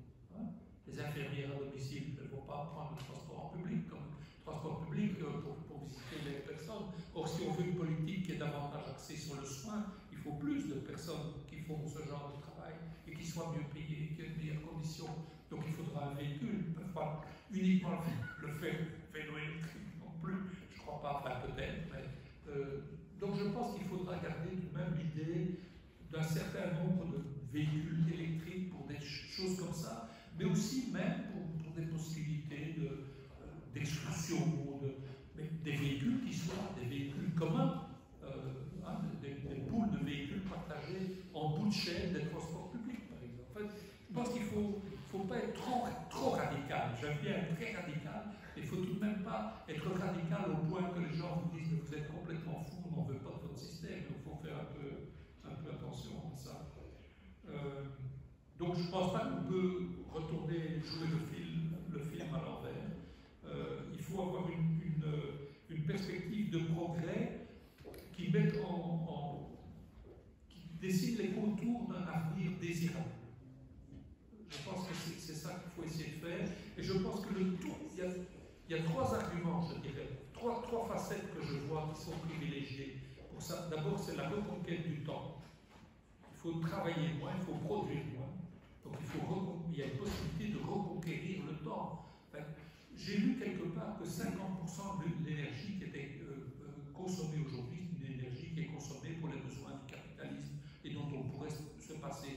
Je ne sais plus où est la référence, mais j'ai lu ça dans un truc assez sérieux. D'ailleurs, la dia que j'ai passée, que je ne vous ai pas commenté, c'est la dia de chercheurs qui sont des partisans de la décroissance dans la justice sociale et qui publient dans des revues référencées aujourd'hui et qui, eux, retournent complètement la chaussette du raisonnement. Plutôt que de raisonner en termes de quoi pourrait-on se passer, en termes de production et de transport, ils raisonnent en termes de quoi avons-nous besoin pour mener tous et toutes sur la planète une vie décente et de qualité. Très intéressant, leur conclusion. Et donc, ils ont inventorié les besoins en matière d'alimentation, en matière de mobilité, en matière de communication, en matière de logement, en matière de santé, en matière d'éducation, et ils ont mis en regard la quantité d'énergie qu'il faudrait pour atteindre un certain niveau de satisfaction. Alors ça se discute, mais par exemple dans leur modèle, tout le monde a un téléphone portable, surprenant, et ils sont à un niveau d'énergie qui est compatible avec le 2,1 tonnes de CO2. Par Par contre, dans leur modèle, pour les logements, c'est 15 mètres carrés par personne. C'est tout de même très peu, hein, en particulier dans nos pays. Évidemment, pour les gens qui vivent à 7 ou 8 dans une pièce minuscule, c'est un énorme progrès. Mais donc, ils ont un modèle qui est très sérieux, qui est très rigoureux, et qui est un modèle pour la planète dans son ensemble, pour l'humanité dans son ensemble. Je trouve que c'est important d'avoir des références comme ça, parce qu'elles montrent qu'on n'est pas condamné au retour, soit au cataclysme, soit au retour à la bougie. Il y a moyen de mener une vie bonne, de qualité, avec de bonnes relations sociales, dans la paix. Voilà. Donc ça, c'est le premier acte, je trouve, c'est cette histoire des besoins. Et de la reconquête du temps. Pour moi, ça, c'est clé. Comment est-ce que les gens de mon quartier qui vont faire les soldes un week-end à Milan ou à Madrid, qu'est-ce qui pourrait, dans leur vie, être un trade-off, une compensation pour le fait de renoncer à telle ou telle consommation de luxe? Je crois que c'est la reconquête du temps. C'est la reconquête du temps et la possibilité que ça donne pour des relations sociales de qualité, des relations amoureuses, tout ce qu'on veut, les enfants, des choses qui donnent envie. Premier point. Le deuxième point, je crois, qui est lié à ça, c'est la société du soin. Une société du soin où on cesse de courir pour produire et consommer toujours plus et on prend soin de soi, des proches, de la société et de la nature autour de soi. Et qui est une source de création d'emplois, mais des emplois dont l'empreinte carbone est extrêmement basse. Hein. L'empreinte carbone d'une infirmière, c'est pas très élevé. L'empreinte carbone de quelqu'un qui reconstitue des écosystèmes naturels, parce qu'il y en a qu'il faut reconstruire, c'est une empreinte carbone qui est modérée. Donc c'est un deuxième aspect. Et le troisième aspect, je crois, c'est sortir du marché la gratuité et le secteur public. Rien. Dire, bon voilà, l'eau pourrait être gratuite, comme l'exemple que je donnais. Les transports en commun pourraient être gratuits, la santé pourrait être vraiment gratuite, l'éducation pourrait être vraiment gratuite. Et c'est faisable. Il faut faire payer les riches. Ok, ça, ils ne vont pas se laisser faire. Il y aura une bataille sociale à la clé. Mais là, on commence à toucher du doigt une image d'un avenir désirable comme alternative à continuer à courir comme des rats dans la petite, dans le petit moulin qui nous amène au cataclysme. Donc, moi, je crois qu'il faut travailler sur ces questions-là. Ce que disait monsieur, je suis intéressé à venir voir votre prototype, vous m'intriguez, mais je retiens de ce que vous avez dit. De toute façon, il n'y a pas de solution s'il n'y a pas une décroissance radicale de la quantité de matière et d'énergie qu'on emploie. Pour l'instant, on a démonté le moteur, il est caché sur trois endroits différents pour qu'on ne nous le vole pas. D'accord, vous me montrez les yeux. Voilà. Si vous me permettez, je vais prendre encore, on va prendre encore deux questions, et puis on devrait clôturer parce qu'il est assez tard et ainsi de suite. D'accord. On prend deux questions. 3, d'accord, ok. Madame, Paul et Fernand. Et puis on se suit. Merci. Okay. Madame, vous avez la parole. Monsieur Daniel, je voulais savoir quelle place vous donnez au mouvement écoféministe dans la lutte. Excuse-moi, oui, excusez-moi. Quelle place vous donnez au mouvement écoféministe dans cette lutte? Je te réponds immédiatement, je pense que c'est une place centrale et que j'aurais dû le dire, mais la question climatique et la question écologique en général n'est pas seulement une question de classe, c'est aussi une question de genre. Il y a des études aujourd'hui, il y en a très peu, mais il y en a qui commencent à sortir et qui analysent les émissions selon le genre. Et la différence est assez spectaculaire. Hein. Il y a eu une étude en Suède qui comparait des hommes et des femmes célibataires, pas de ménage, dans leur consommation. Les hommes émettent 16% de plus de CO2 que les femmes, parce que les hommes sont plus intéressés aux grosses bagnoles, au voyage, à mettre du combustible dans leur voiture. Les femmes sont davantage intéressées à acheter des fringues ou à faire à bouffer, ou des choses comme ça, dont l'empreinte carbone est plus basse. De plus, l'empreinte carbone des femmes est plus faible parce que du fait de leur position sur le marché de l'emploi, elles travaillent dans des activités de service, souvent, partout. Enfin, il y a plus de femmes dans les services que d'hommes, donc dans les services, l'empreinte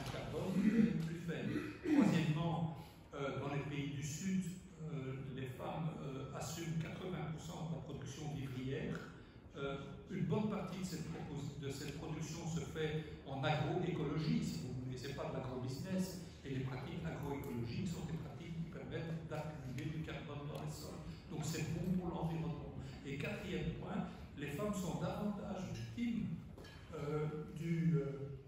des impacts du réchauffement que les hommes, du fait de leur position dans une société patriarcale, du fait qu'elles sont opprimées. Enfin, c'est une banalité de le dire, de même qu'elles émettent moins de CO2 parce qu'elles ont moins de consommation de luxe, elles sont aussi aux premières loges des impacts négatifs, et notamment des impacts de santé, parce que les femmes accouchent, parce que les femmes, ben voilà, tous les problèmes de santé spécifiques aux femmes se reflètent aussi dans le dossier climatique. Quand il y a les vagues de chaleur, il y a plus de femmes qui meurent que d'hommes, par exemple. Donc on commence à avoir des données statistiques qui établissent ça. Voilà. Donc je pense que c'est ultra important. Alors, moi je ne travaille pas beaucoup sur le débat écoféministe. J'ai des amis qui le font, notamment, on en parlait, je crois, Marek Ecole et d'autres, qui s'intéressent de plus en plus à la discussion sur l'écoféminisme. Je crois que c'est ultra important pour une question qui touche à ce que j'ai dit tout à l'heure. Je pense que si les femmes sont à l'avant-garde, aussi bien chez les jeunes que dans les peuples indigènes aussi, et aussi chez les paysans et les paysannes, je ne pense pas que c'est parce que génétiquement les femmes seraient plus écologistes que les hommes, ça je n'en crois pas un mot, mais je pense que c'est parce que la place que le patriarcat leur attribue, le patriarcat qui les opprime, la place que le patriarcat qui leur attribue les rend plus mobilisés sur les questions du soin.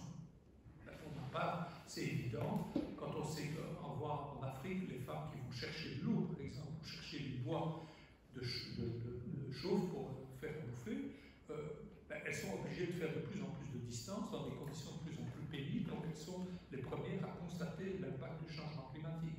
De même, les femmes en général, malheureusement, enfin, c'est l'effet du patriarcat, s'occupent davantage de la santé des enfants et donc sont plus sensibles que les hommes aux problèmes de santé provoqués par la crise écologique, par la pollution chimique, là ça plus davantage que le changement climatique, par les perturbateurs endocriniens, les problèmes d'allergie, d'asthme qui augmentent dans la société, en particulier chez les enfants. Donc les femmes sont plus impactées par ça. Je crois que ça a à voir avec ça. C'est quelque part un effet boomerang du patriarcat qui lui revient à la gueule et qui devrait aider et qui fait de la lutte féministe, de même que de la lutte sociale en général, en fait une lutte écologique, je pense. Merci. Merci. C'est Paul et puis Fernand et on va clôturer. Je suppose qu'il y a encore beaucoup de questions, mais on devrait quand même clôturer dans une minute, un quart d'heure à peu près. Paul, t'as la parole, merci. Bon, il y a, au fait du fait qu'on ait excusé l'expression